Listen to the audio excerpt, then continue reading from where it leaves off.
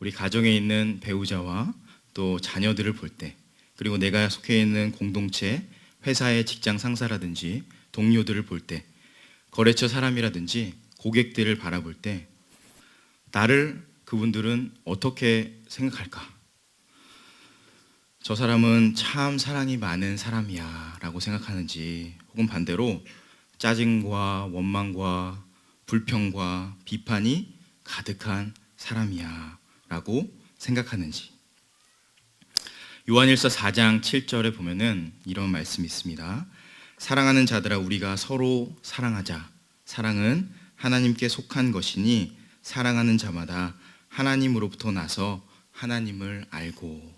까지 들으면 좋구나, 나도 사랑하고 사랑받는 사람이 돼야지. 그런데 8절에 보면은 조금 부담되는 말씀이 있습니다. 사랑하지 아니하는 자는 하나님을 알지 못하나니 이는 하나님은 사랑이시니라. 하나님을 알지 못한다는 것은 뭐냐면, 히브리적 관점으로 보면 안다는 것을 그 사람을 인격적으로 만났다는 것이고 그분을 사랑한다는 것인데, 하나님을 알지 못한다는 것은 무슨 의미냐면, 내가 하나님을 알지 못하고 하나님을 만나지 못할 수 있다. 사랑하는 사람은, 사랑하지 않는 사람은 하나님께 사랑받지도 못하고 구원을 받지도 못할 수 있다 라고 표현할 수도 있습니다. 그래서 우리 안에 그 사랑이 부담이 될 수도 있습니다. 내가 어떻게 사랑할 수 있을까? 그리고 성경에는 많은 부분에서 하나님처럼 사랑을 할 수 있다고 하시는데, 어떻게 내가 하나님처럼 사랑을 할 수 있을까? 그런데 사실 하나님은 우리에게 이 사랑을 부담과 일로 주신 게 아니라 큰 축복으로 주셨습니다. 한 집에 아들과 딸이 있었습니다. 첫째 아들과 둘째 딸. 그래서 부모님이 어느 화창한 봄날 이 자녀들에게 방 청소를 하라고 하고 외출을 나가셨습니다. 첫째 아들은 두려움의 동기에 사로잡혀서 청소를 시작했습니다. 방을 아주 열심히 청소했습니다. 둘째 딸도 청소를 하긴 하는데 마음의 동기 가운데 우리 어머니 아버지는 나를 너무너무 사랑하시기 때문에 그 사랑의 동기를 품고 청소를 시작했습니다. 어떻게 됐을까요? 둘 다 청소를 깨끗하게 했겠죠. 둘 다 결과는 동일하지만 그 과정 가운데 조금 다른 차이가 있었습니다. 보이지 않는 동기, 마음의 두려움으로 청소했던 첫째 아들은 청소는 하긴 했지만 너무너무 힘든 거죠. 그리고 어깨가 너무 무겁고 왜 이렇게 힘든지 모르겠다 라는 마음으로 부모님을 맞이하고, 같이 같은 공간에서 청소했던 그 딸아이는 너무너무 행복한 마음을 가지고 엄마를 볼 기대감을 가지고 청소를 한 것입니다. 두려움의 동기와 사랑의 동기는 결과는 동일할 수도 있습니다. 하지만 그 과정 가운데 너무나 상반된 모습을 볼 수밖에 없습니다. 신앙생활도 동일합니다. 하나님께서 우리를 향한 계획이 있으십니다.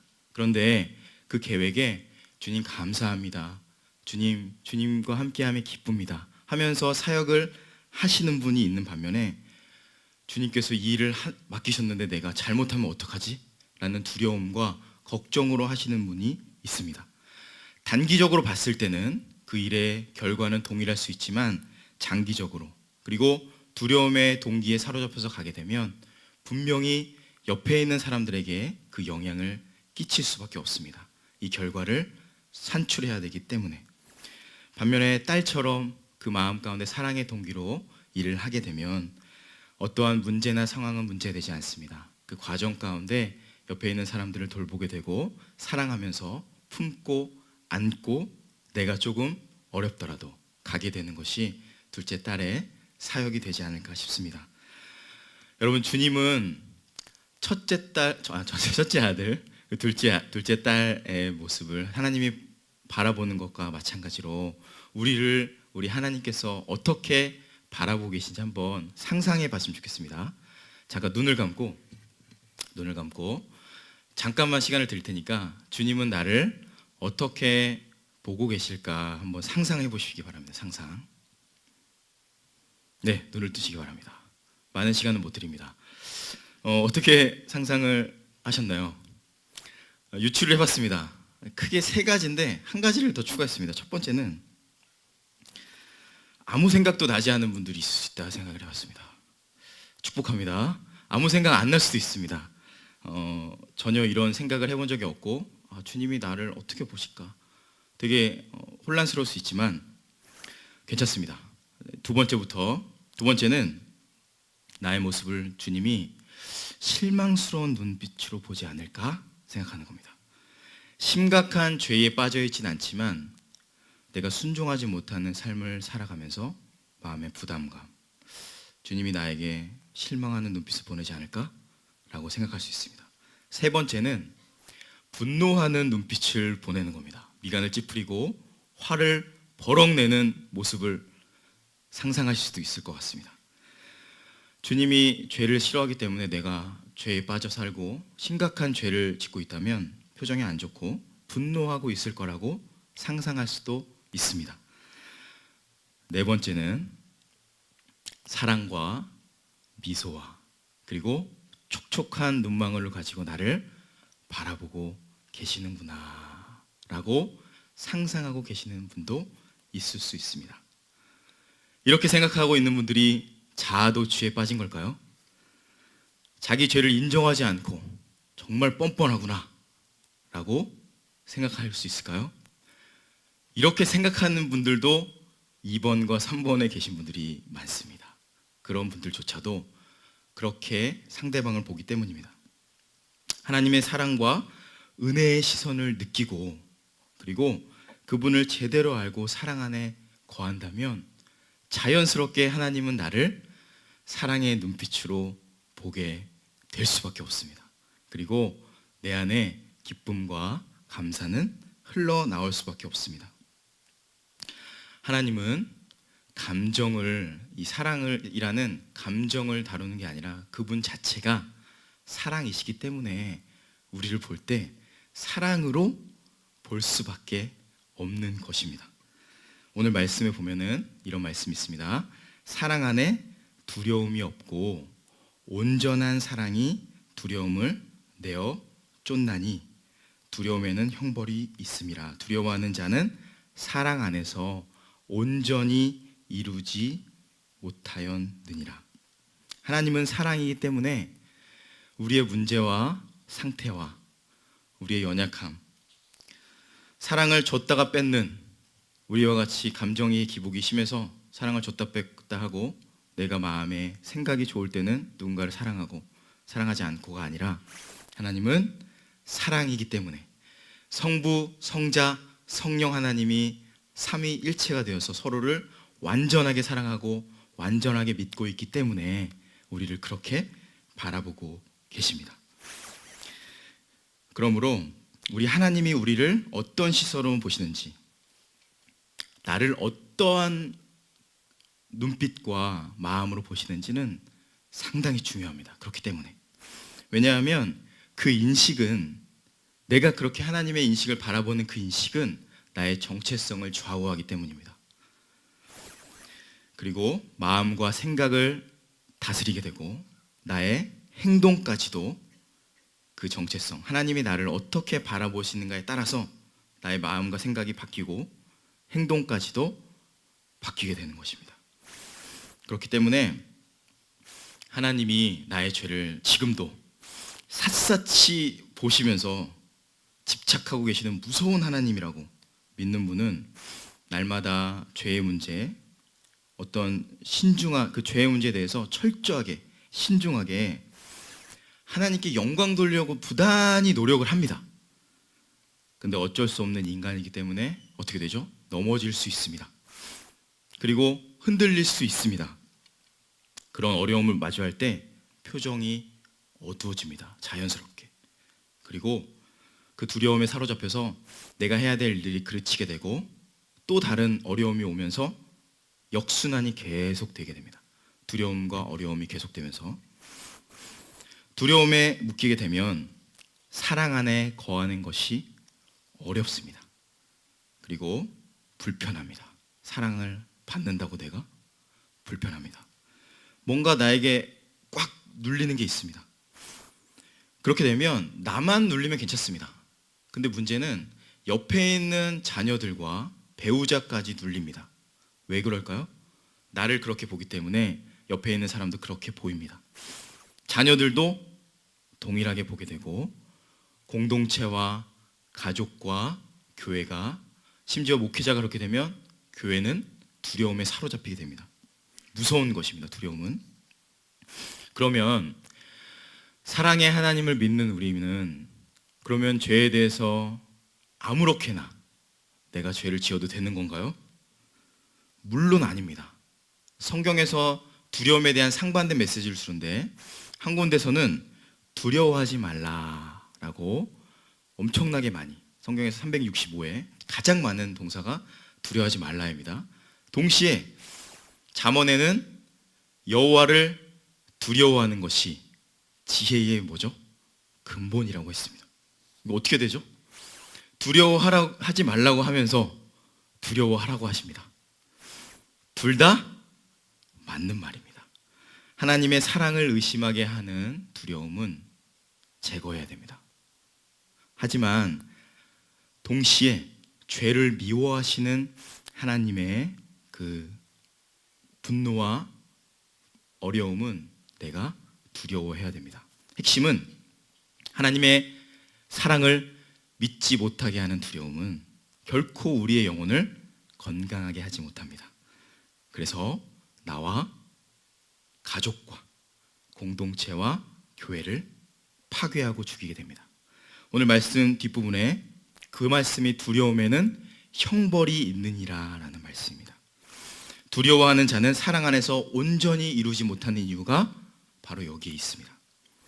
창세기 3장에는 죄로 인해서 하나님과의 관계가 틀어지고 완전히 무너지는 장면이 등장합니다. 여러분 잘 아시는 아담과 하와가 선악과를 따먹는 장면입니다. 그때 하나님이 아담에게 외칩니다. 아담아, 너 어디 있느냐? 했을 때 아담이 두려워하는 마음을 가지고 등장하는데 이렇게 되어 있습니다. 이르되 내가, 창세기 3장 10절에 이런 말씀이 있습니다. 내가 동산에서 하나님의 소리를 듣고 내가 벗었으므로 두려워하여 숨었느니라. 죄로 인하여 두려움이 찾아오고 벌거벗은 것을 두려워하게 돼서 무언가를 입습니다. 무언가를 입게 되죠. 수치를 가리게 됩니다. 옷을 입습니다. 두려움이 사라졌을까요? 더 두려워하게 됩니다. 우리도 마찬가지입니다. 두려움으로 인해서 입습니다. 옷을 입고 화려한 무언가를 내 안에 걸치고 지식의 옷을, 화려함의 옷을, 과장의 옷을, 여러 가지 가면의 옷을, 아무렇지 않은 척의 옷을, 수많은 옷으로 나를 포장하고 가리고 속입니다. 심지어는 자신의 종교적인 열심으로 죄를 감추고 살아가려고 합니다. 포장으로 두려움을 벗어내고 씻어내고 벗겨내려 하지만 죄에 대한 두려움은 더 큰 죄를 낳게 되고 더 어려움과 내가 빠져나올 수 없는 진흙탕으로 빠져가게 되는 겁니다. 근데 인간은 이거를 해결해야 되잖아요. 어떻게 해결할까요? 거짓된 세상의 기쁨으로 달려갑니다. 거짓 기쁨. 하나님의 사랑을 오해하고 있는 거죠. 하나님은 나의 연약하고 부족하고 죄인된 모습을 받아들이지 않는다. 절대로 나의 이 연약함을 하나님은 용납하지 않을 거야 하면서 나를 속입니다. 그리고 씁니다. 무언가를, 옷을 입습니다. 이 거짓 신념은 하나님을 오해하게 하고 나를 자학하게 됩니다. 주변 사람들도 힘들게 합니다. 사탄적이고 마귀적인 죄로 발전하게 됩니다. 먹는 옷, 마시는 옷, 입는 옷, 보는 옷, 이것들을 쾌락의 옷이라고 부르겠습니다. 그러나 이 쾌락의 옷의 끝은 없습니다. 더 자극적인 걸 만지고 싶고, 더 자극적인 걸 먹고 싶고, 더 자극적인 걸 보고 싶게 됩니다.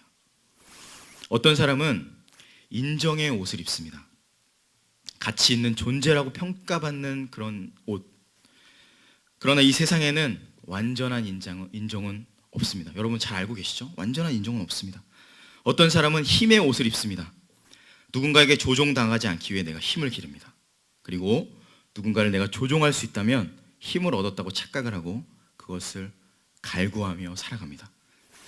하지만 여러분 잘 알다시피 절대적인 힘은 이 땅에 없습니다. 어떤 사람들은 돈이면 다 된다 하면서 돈을 위해서 달려갑니다.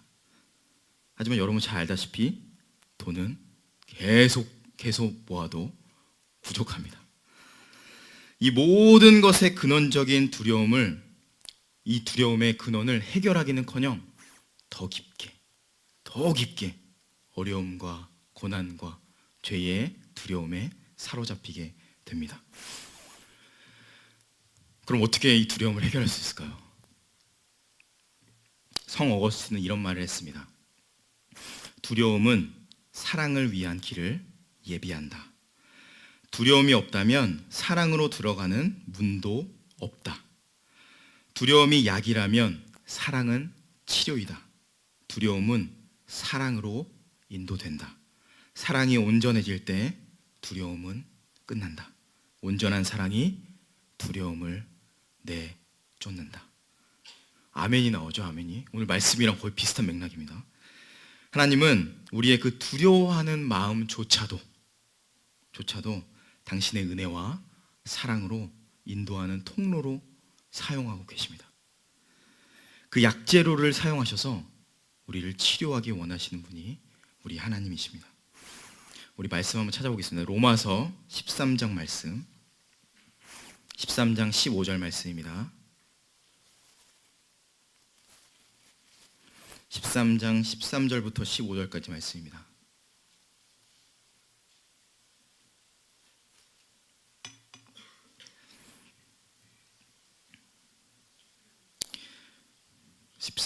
로마서 13장 13절부터 15절까지 말씀 읽어보겠습니다. 시작. 낮에와 같이 단정히 행하고 방탕하거나 술 취하지 말며 음란하거나 호색하지 말며 다투거나 시기게 하지 말고. 자, 집중해서 14절. 오직 주 예수 그리스도로 옷 입고 정욕을 위하여 육신의 일을 도모하지 말라. 아멘. 오직, 앞에 있는 그 술의 옷 다 나오죠? 음란의 옷, 호색의 옷 입지 말고 누구로 옷 입으라고요? 예수 그리스도로 옷 입으라는 겁니다. 그때에 나에게 담대함이 생깁니다. 뻔뻔함일까요? 죄가 있는데 철판 깔고? 아닙니다. 예수님으로 옷 입고 가식이 아닌 은혜 가운데 우리가 나아가는 겁니다. 은혜는 자격 없는 자에게 값 없이, 자격이 없는 자에게 값 없이 주는 호의가 은혜입니다. 그 은혜가 주님께서 주셨다면 내 안에 죄가 있지만, 내 존재가, 내가 죄이지만 나와 나를 덮고 있는 예수님의 십자가의 공로가 있기 때문에 담대하게 나아갈 수 있는 것입니다. 그래서 이 땅을 살아갈 때 담대하게 살아갈 수 있는 것입니다. 여러분이 하는 모든 사역과 일과 목회까지, 제가 하는 그 모든 것을 담대함으로, 기쁨으로, 감사함으로 할 수 있게 되는 것입니다. 그때에 온전케 되는 것입니다. 오늘 말씀 다시 한번 요한일서로 가겠습니다. 죄송합니다. 요한일서 4장 18절.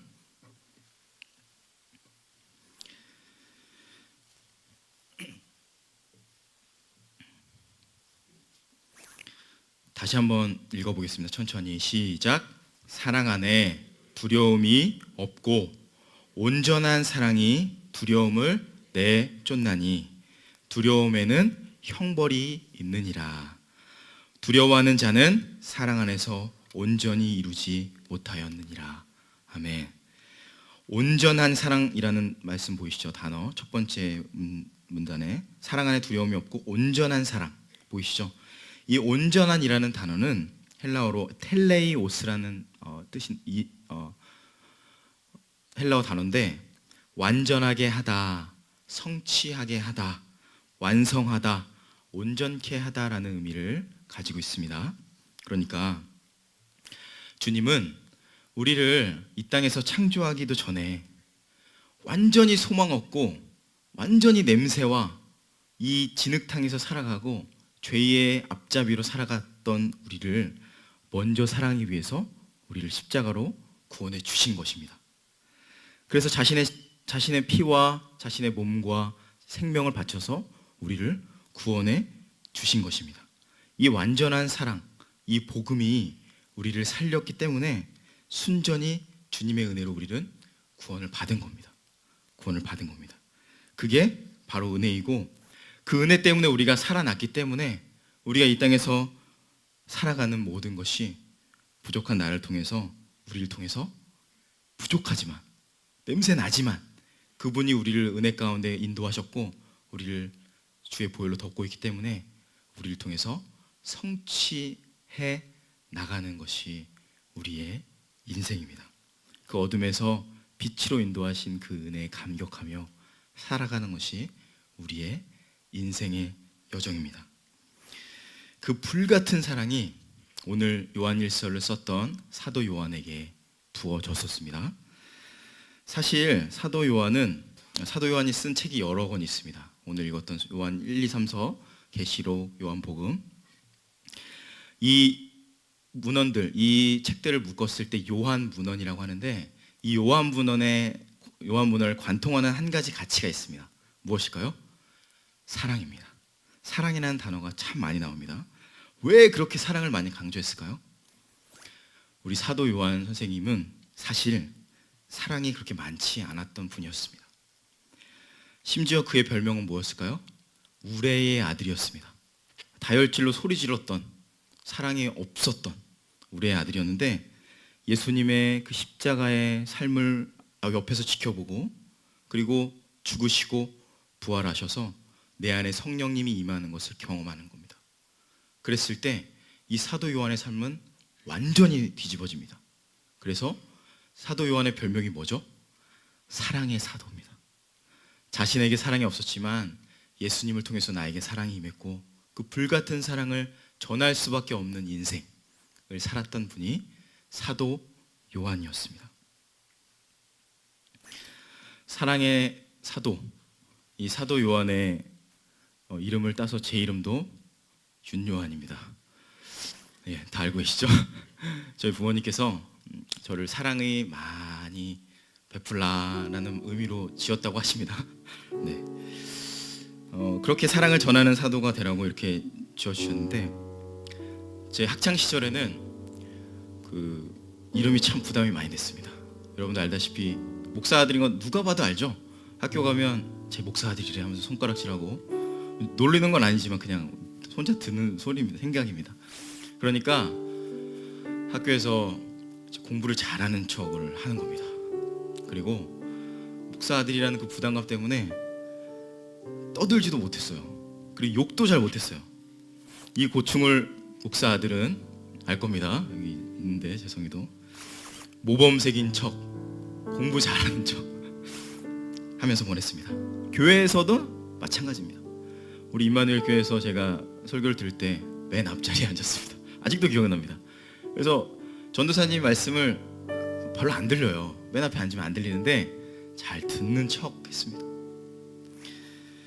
떠들지도 않고 말씀대로 순종하는 척 했습니다. 안 됩니다. 잘. 왜 그러나 봤더니 내 안에 두려움이 많았습니다. 아버지는 목사님이고 우리 교회는 그렇게 크지가 않았습니다. 저희 교회가. 그러니까 사람들에게 인정받고 싶더라고요. 제가 인정받고 칭찬받고 나 때문에 우리 교회가 더 커졌으면 좋겠다라는 그런 어떤 기대감. 부모님과 얼굴에 무슨 칠을 하지 말라고 하죠? 그 칠을 하지 않으려고 부단히 노력을 했습니다. 부담감과 두려움으로 살았습니다. 항상 내 연약함을 감추기 위해서 급급하고 노력하고 괜찮은 척하면서 수많은 옷을 갈아입으면서 살았습니다. 하나님 앞에서 있을 때도, 나 혼자 나를 바라볼 때도, 누군가를 바라볼 때도 동일하게. 그래서 학교에 가면 어떻게 했을까요? 친구들의 연약함을 바로 찌릅니다. 제가 여러분 보다시피 좀 착해 보이는데 되게 나빴습니다. 그래서 왕따 많이 시켰고 애들 많이 괴롭혔습니다. 네, 그렇게 막 때리고 그랬어요. 제가 그 연약함을 감추기 위해서 욕 많이 하고 또 이렇게 말로 막 애들 죽이는 거 있잖아요. 욕하고 갈구고. 그런데 어느 날 우리 주님이 저에게 이제 오셔서 연약함 그대로 가지고 이렇게 말씀하시는 거예요. 그거 그대로 가지고 나한테 나오면 안 되겠니? 라는 말씀을 하시는 거예요. 죽기보다 싫더라고요. 왜냐하면 이게 감당이 안 되는 거예요. 이거를 어떻게 가져가나. 두려움과 죄투성이인 내가 어떻게 주님께 이걸 가져가나. 혹시 이거 가져가면 나 때리는 거 아니야? 그리고 나를 밀어내지 않을까? 나를 무시하고 떠나지 않을까? 인정하지 않을까? 버림받지 않을까? 또 두려움에 계속. 그런데 있는 모습 그대로 제가 주님 앞에 연약함을 인정하는 순간 놀라운 일이 벌어졌습니다. 내 상처, 연약함, 그리고 내가 괴롭혔던 그 친구들의 얼굴, 그 모든 순간, 아무도 없을 때 그 몸이 아팠던 어떤 친구를 때렸던 경험이 있는데 그 모든 순간들 다 가지고 주님께 나왔어요. 심지어 못생긴 제 얼굴과 작은 키까지 주님이 품어주시고 안아주시는 것을 제가 경험하게 됐습니다. 두려움이 아닌 사랑으로 주님께 은혜를 받으니까 제가 어떻게 됐을까요? 이것만으로도 사실 충분한데 더 놀라운 일이 벌어졌습니다. 내가 나를 볼 때 사랑스럽게 보이더라고요. 놀라운 일이죠. 그리고 옆에 사람을 봤는데 더 놀라운 일이 벌어졌습니다. 사랑스러워 보이는 겁니다. 그리고 길거리를 걸어가는데 옛날에는 못생긴 것 같았는데 사람들이 잘생겨 보이고 예뻐 보이고 아름다워 보이는 겁니다. 이 세상이 옛날에는 그렇게 어둡고 메말른 것 같았는데 너무너무 아름답고 사랑이 넘치는 곳으로 보이는 거예요. 두려움이 아닌 사랑으로 주님이 저를 인도해 주셔서 이것을 주님이 예비하셔서 저의 이름을 요한이라고 짓지 않았나 생각이 되어질 정도로. 그래서 제 사역은 사랑을 부족하지만 사랑을 누군가에게 전할 수 있는 사역을 하고 싶습니다. 그리고 그렇게 성도님들을 사랑으로 품으려고 노력을 하고 있습니다. 저에게 사랑이 없기 때문에 주님의 사랑을 받고 그 사랑으로 여러분을 품고 싶은 것입니다. 여기에 인카운터를 수료하신 분들도 계시고 또 5월 5일 푸른 꿈 아이 세상으로 섬길 분들도 계신데 하나님이 여러분을 얼마나 사랑하시는지를 꼭 마음 깊이 깨달으시기 바랍니다. 그리고 여러분의 삶의 현장에서 주님이 그렇게 나를 사랑하시면 내가 사랑하는 가족들은 얼마나 사랑하실까. 그리고 그 상동호 수원의 수많은 어린아이들, 조금은 말 안 들을 수 있지만 그 아이들을 얼마나 사랑하실까. 이 지역의 많은 사람들, 예수님을 알지 못하는 분들을 얼마나 사랑하실까. 그 은혜에 반응하지 못하셔서 여러분 두려움이 있다면 또 죄가 있다면 너무 그거 가지고 걱정 안 하셔도 됩니다. 그 모습 그대로 여러분 받아주시고 그 모습 그대로 여러분 사랑하시는 분이 우리 예수님인 거 여러분 믿으시죠? 아멘. 그래서 우리가 그 사랑으로 살아가고 그 사랑으로 여러분 일하시고 그 사랑으로 사역하시고 그 사랑으로 주님 오실 때까지 귀한 사역을 감당하시기를 주의 이름으로 축원합니다.